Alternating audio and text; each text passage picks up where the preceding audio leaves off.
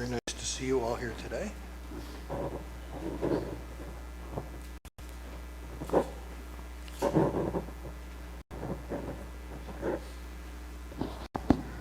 How's that? A little closer? Okay.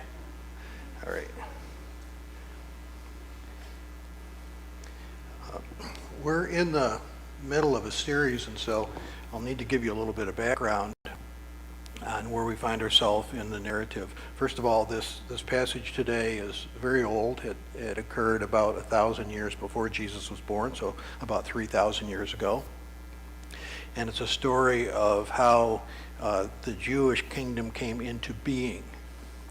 And we have, over the last many months, looked at the life of David from the time he was a young man, and now he is an older fellow. He's won a lot of battles. He's gone through a lot of struggles. And he comes to a point in his life where he, as an older fellow, had looked down upon, off the roof and looked down and saw a beautiful woman bathing, and he decided that maybe he would get with her. And not only did he do that, but he, being the king, he had the authority over the army, and this guy was a mercenary from another place, and he was fighting battles, and David arranged for him to be put into the front of the battle and to be killed so he could take his wife. And so that became known, what he did, and so his credibility as a leader was totally and completely shot. And not only that, his closest advisor was a guy named Ahithophel, and he was the guy that you went to if you wanted good advice, and he was the grandfather of this woman who David had done this with. And so it infuriated his advisor, and he left David and he went to his own place. He just split the scene. He wasn't going to work for him anymore. And then because of David's misbehavior, his kids saw that there was a lot of hypocrisy in his life, and so they thought, because they were like rich kids, they thought they could do whatever they wanted and get away with it. And so his oldest son, who was heir to the throne, this is all background information, his oldest son, who was heir to the throne, took a liking to his half-sister, and he raped his half-sister. So you can imagine the problem that occurred in the family because of that. But not only that, David, the king, the father, didn't do anything about it, which infuriated the rest of the family. And the full brother of the half-sister who was raped took a real burn to his father because he didn't correct the older brother. And so the whole family life was a complete and total train wreck. So he has a son that is a murderer and has a son who's a rapist, and the people that were in his group there, they weren't advising him anymore. And then the second son, who was really furious with his father, a guy named Absalom, he bided his time, and he was a real schmoozer. And I remember when I was a young guy, this was in the early 70s, there was this rich kid, and he had a German car, convertible car, and he had all the money in the world. He had all the looks in the world. Very handsome young guy. Daddy had all kinds of money, and he drove around in this, I don't know if it was a BMW, I think it was a BMW convertible. And he got a couple DWIs, and it didn't really bother him that much because he just hired this young lady, this blonde young lady, to drive him everywhere. So he could still go to the bars, and he could still, chase the women and so forth. And I suspect that this guy Absalom was like that, because it says he was a really good-looking guy. And so he set himself up when people came in from the other provinces around, he would say, the king won't listen to you, but if I was king, you would get your way. And so he schmoozed the people, and he won the hearts of all the people around, and he literally became more powerful than his father. And the reason he did this is because he hated his father.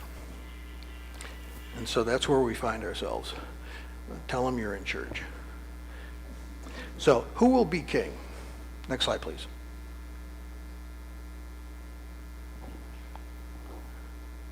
Next one. Who will be king? Now we know that this guy David, we've watched his whole life in these preceding months. We know that the prophet has told David when he was a really young guy that he would be the king and that God would bless him. But he did things that he shouldn't have done. He was like a hypocrite Christian. So the question we have to ask ourselves, will David be rejected by God, or will he be saved by the promise of God with no merit on his own? Because at this point in his life, David doesn't know what is about to happen to him. He knows that he's been corrected by the prophet. He knows that his whole life is in disarray. And he could probably suspect that God wouldn't have anything more to do with him because of the situation in his family. And so the question is, will David be rejected by God, or will he be saved by the promise of God? And that's what we're going to look at today. Next slide, please. So let me give you the cast of characters. David, which means beloved, is the king of Judah. He is the direct ancestor of Jesus Christ on both sides of his family. Both his mother and his father were descended directly from King David. Hushai, the only thing the Bible says about Hushai is in this passage, but in the list of all the commanders and all the people who were involved in the kingdom of David, he is listed as David's friend. He's not his counselor, he's not a military guy, he doesn't have any other title except friend. Zadok and Abiathar are the high priests at the time. Ahithophel is the grandfather of David's wife Bathsheba, who he committed adultery with and killed her husband. Absalom is the angry and rebellious son of David, who's overthrown his father. And Joab is the nephew of David, the cousin of Absalom, and the commander of David's army. So these are the people we're going to talk about today. So, as Ahithophel comes back into Jerusalem and he meets with Absalom and they're deciding what to do. They chase the king out of Jerusalem and he's on the run. He's a fugitive from justice. And so David said to Hushai, who came to him, and David said, go back and try to countermand the advice of Ahithophel. So Absalom called Ahithophel in and he said, what should I do? And Ahithophel said this, give me a bunch of people, I will go after him tonight and I will kill just him. Everybody will be at peace, I won't fight against anybody else, I'll find him and I'll just kill him. And they say, hey, that's pretty good advice.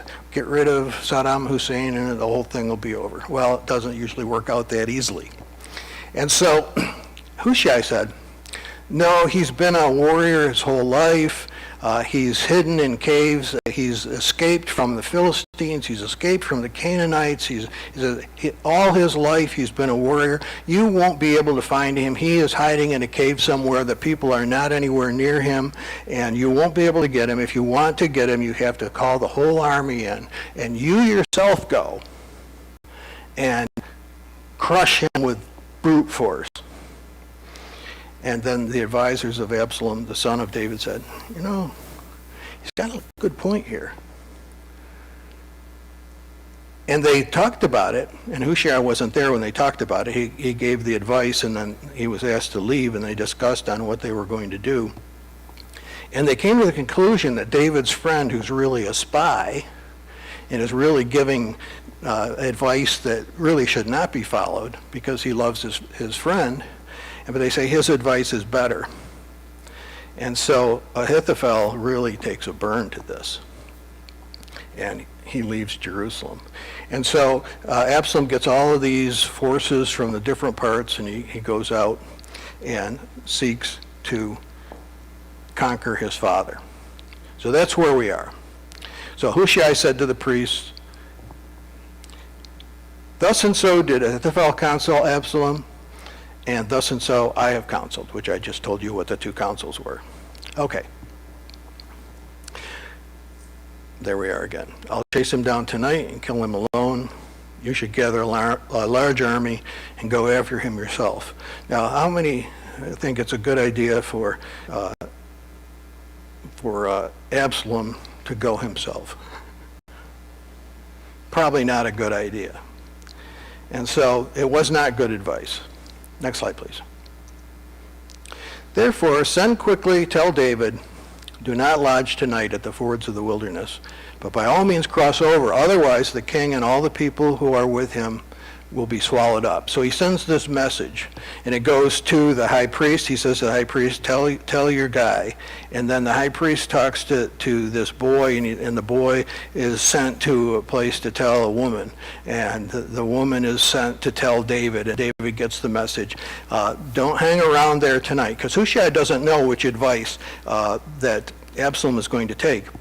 And so he says, get out of Dodge. And so you have to cross the Jordan River. Now this is the Jordan River.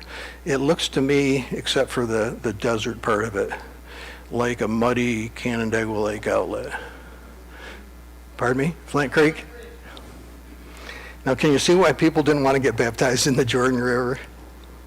I'm not getting that thing. How dare you say I need to get in the Jordan? So David splits the sea.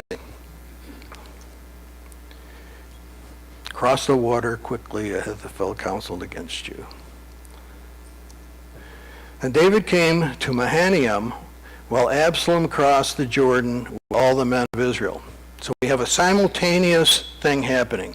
David is going to Mahanaim, and the army of Absalom is crossing the Jordan in another place. And let me show you. There's the fords of the Jordan. You know, they didn't have bridges built in those days. You had to find a place where you could walk across a river. And so Absalom crossed, next slide please. Absalom crossed at this point, and they are in different places. Now let me see the next slide please. Okay, see the yellow arrow in the upper right? This is in modern day Jordan. And this is Mahanaim. And if you look down on the left, you see the fords of the Jordan. So David has already crossed and gone north, and the armies of his son are coming across the fords of the Jordan simultaneously. And they get into this kind of a battle. And if you look at the red triangle on the left, that's where the battle actually occurred. So they were chasing each other around. It doesn't say this, they were chasing each other around, but it does say that the battle occurred back on the other side of the Jordan. So some time had passed during this situation. Next slide. The king ordered Joab. Now remember, Joab is the nephew of David, and Abishai, that's his brother. And Ittai, he is a Philistine, a Palestinian mercenary. And David says, deal gently for my sake with the young man, Absalom. You know, I don't know. It's his son, and he loves his son, but his son is a killer. He killed his other son. He has rebelled against his father. He's taken by lies and deceits and promising things that he could not deliver to these other people so that they would make him king. And there's a battle going on, and David, in his heart, the heart of a father that's done a lot of messed up things in his life, the heart of the father still says, don't hurt him. I think David is, he's been crushed. In previous times, he's been a warrior, he's been merciless. And so in this time, even though the guy is coming against him personally and trying to take his throne, and even though all these other things have happened in the family, he says to his commanders, these three are the commanders in his army, don't hurt him. And this is kind of like the way God is.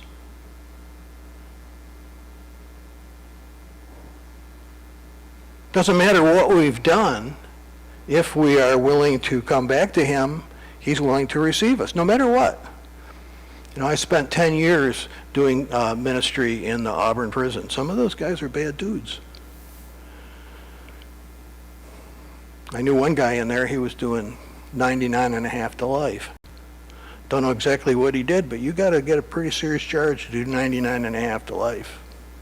And then there were others that were 15 to life, 25 to life. They were murderers and rapists, basically, and child molesters. And big-time drug dealers.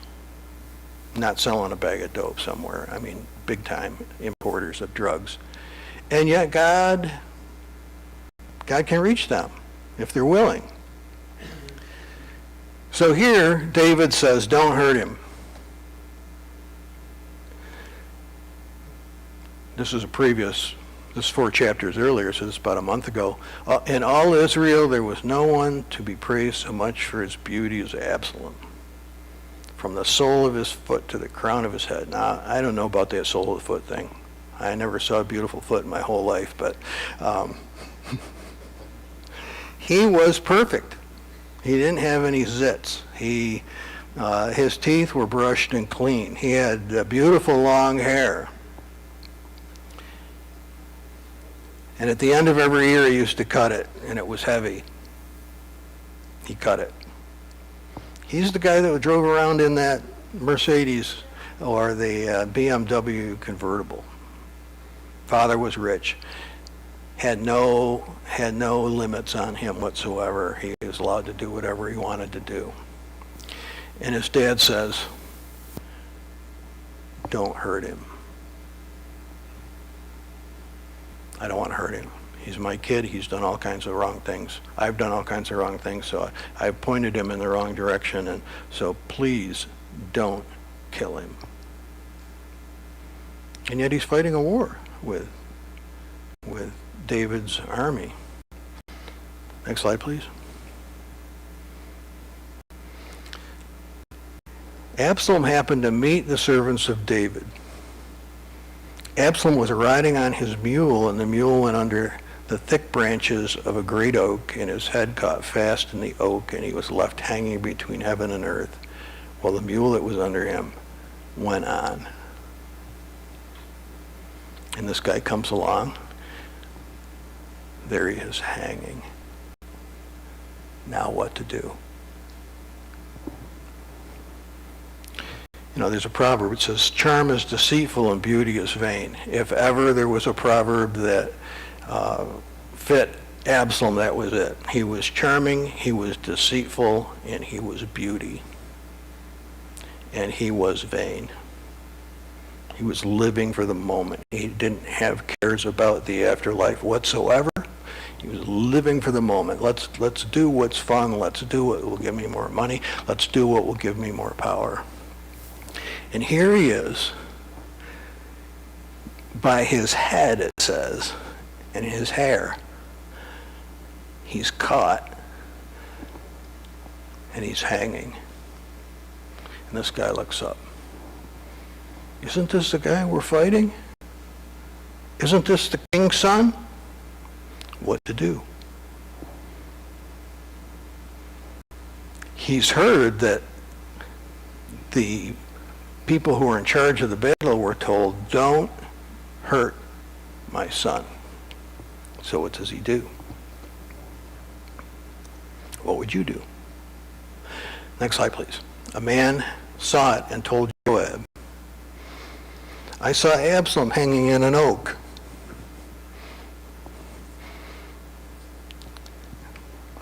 I wonder if this was believed at first time it was heard. Joab said to the man, what? You saw him? Why did you not strike him to the ground? I would have given you 10 pieces of silver. Are you old enough to remember silver coins? They make such a nice sound.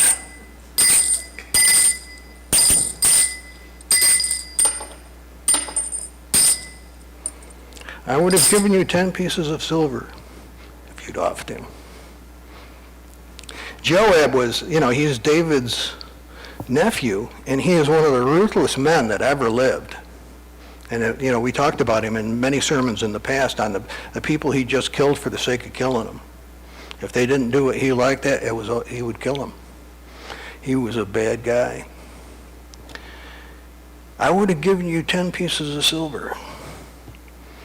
But this man was smarter than that. Oh, by the way, in a belt, I just put my belt up there. They didn't have back pockets in those days, and the money was carried in a belt.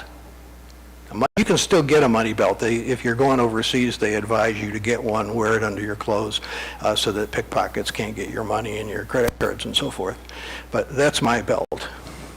I think it's like $12 at Walmart or something.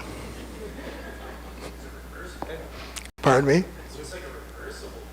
It's not a reversible, unfortunately. I used to have a reversible. That worked nicely for a while, but they didn't last. The man said to Joab, "Even if I felt in my hand the weight of 1,000 pieces of silver, I would not raise my hand against the king's son, for in our hearing the king commanded to you and Abishai and Ittai, saying, for my sake, protect the young man. On the other hand, if I had dealt treacherously against his life, then you would have stood aloof. You would have let me take the fall for it." Because this guy knows Joab. Joab is an idiot. He's not the kind of guy that you can trust. He's already messed up the politics of the whole situation years previously.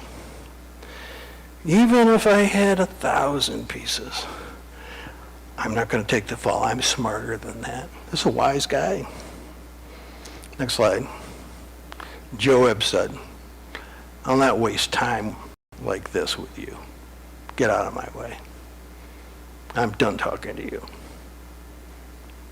And he took 3 spears in his hand, thrust them into the heart of Absalom while he was still alive in the oak. Now, if you ever look at these old paintings, they never get it right. Number one, here we have like a carousel horse that, and he's still on it.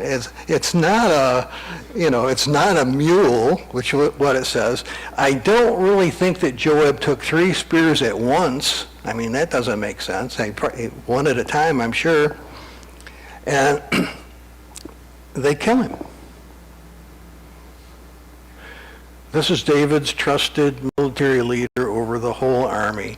He completely and totally disobeys and kills the kid. And the kid that he kills is his first cousin. Joab is the nephew. He's the son of one of David's sisters, and Absalom is the daughter of one of David's wives, and they're first cousins. And Joab does what Joab does best and kills him. Now, think about it. Is this going to make it worse or better to have this guy gone? You say better? To kill somebody would be better? You are a heretic.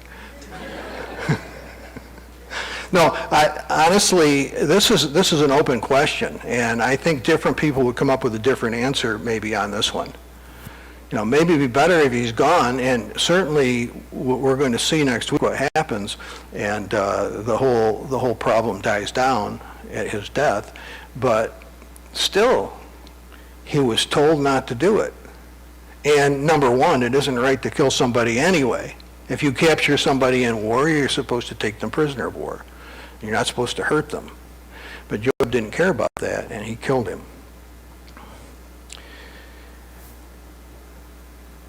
And look, he has 10 bodyguards. 10 armed guards around him, just like the governor of the state of New York. No extra charge for that. Next slide. Joab sounded the trumpet, and the troops came back from pursuing Israel. Joab restrained the troops. He took Absalom, threw him into a great pit in the forest, and raised over him a very great heap of stones. Meanwhile, all the Israelites fled to their homes. So I can see why Rick would say it's better, because the war is now over and people aren't getting killed anymore.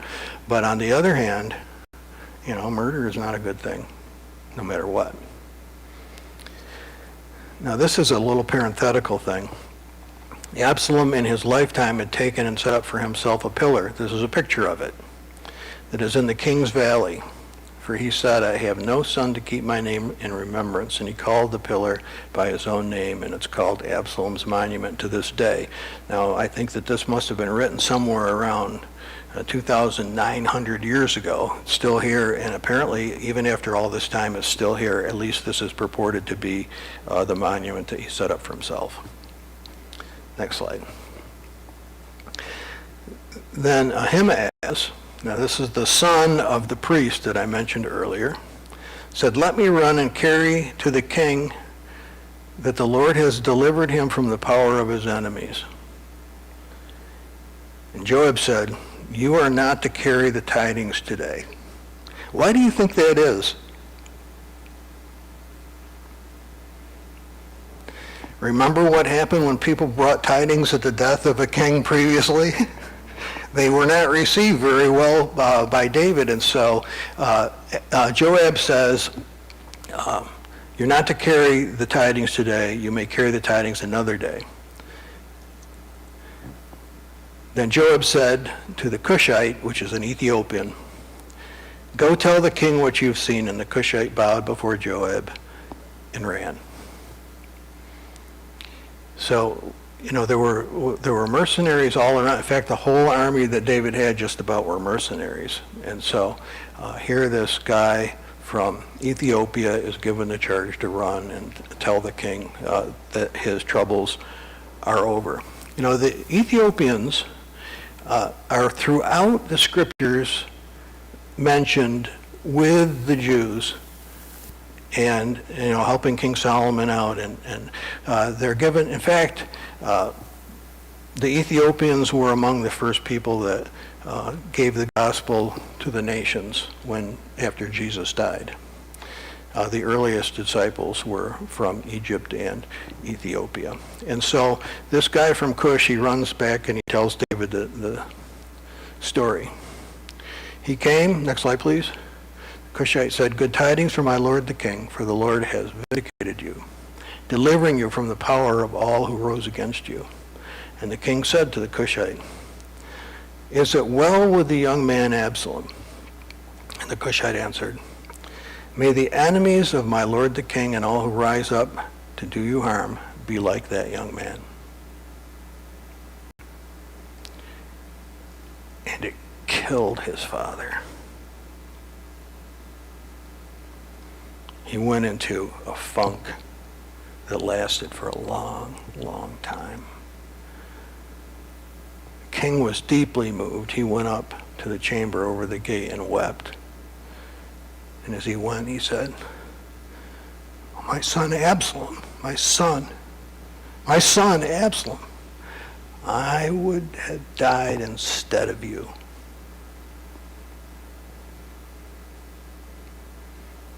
Absalom.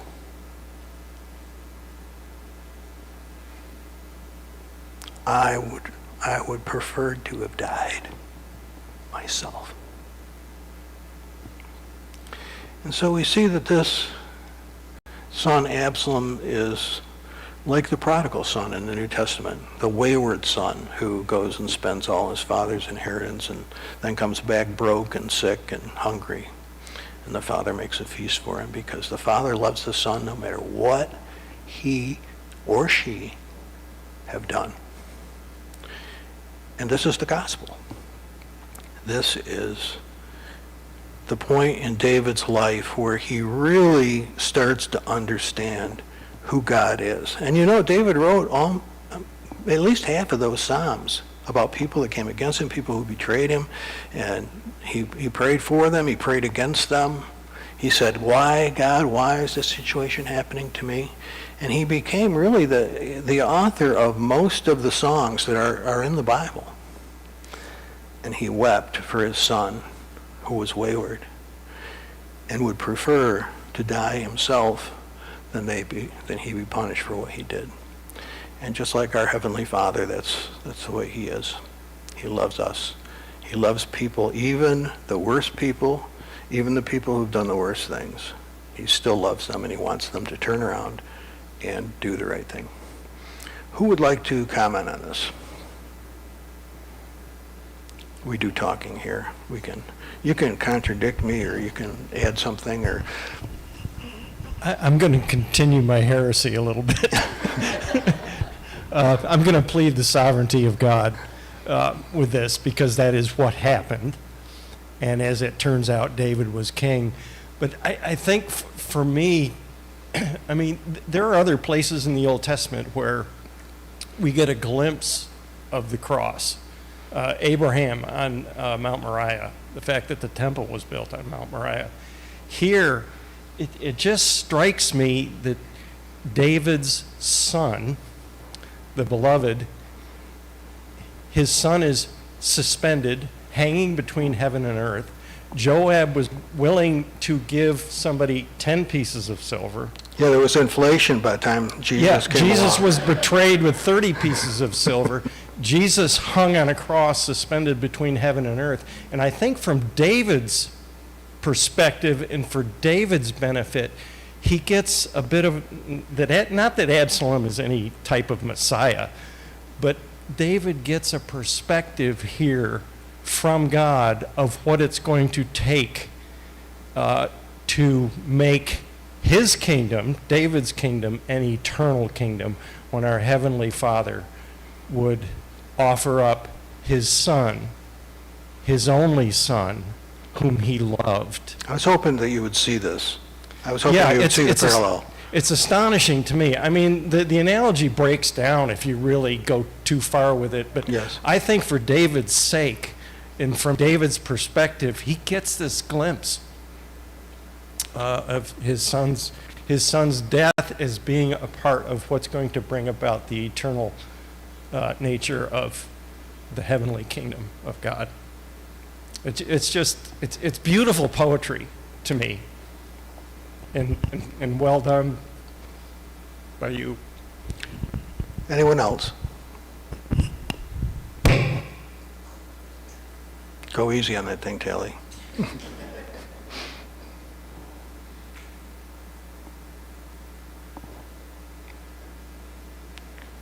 Come on, you guys. What, do you want to go home or something? It's raining. That's right, yeah. We have to take communion here before we go, so.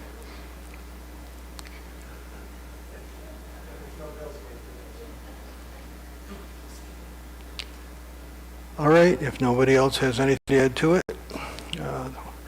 I have one more slide.